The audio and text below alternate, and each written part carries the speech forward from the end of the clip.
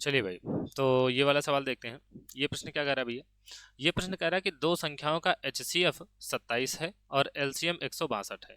ठीक है, कोई भी दो संख्याएं हैं जिनका HCF यानी कि मासा जो है वो 27 है और LCM यानी कि लासा जो है 162 है।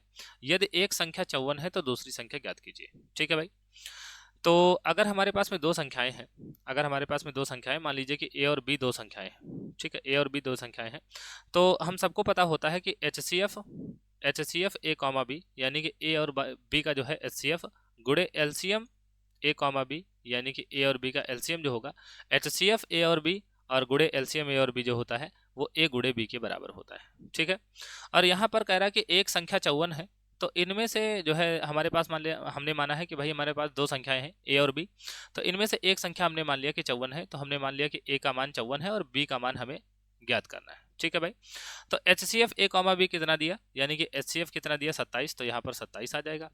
और LCM ए कॉमा बी दोनों का LCM दिया गया 162, तो यहाँ पर 162 आ जाएगा।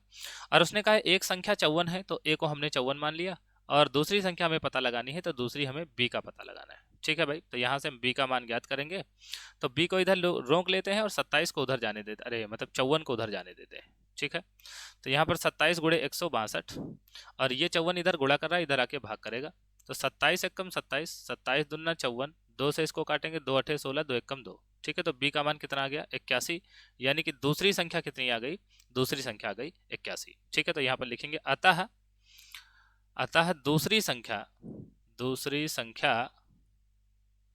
दूसरी संख्या 81 है। ठीक है भाई, तो ये एकदम आसान सा प्रश्न था। आशा है ये प्रश्न आपको समझ में आया होगा और ये वीडियो आपको पसंद आई होगी। अगर ये प्रश्न आपको समझ में आया है और अगर ये वीडियो आपको पसंद आई है और अगर आप चैनल पर नए हैं तो चैनल को सब्सक्राइब करके जरूर जाएं। बाकी मिलते हैं किसी और प्रश्न के साथ में, तब तक के लिए धन्यवाद।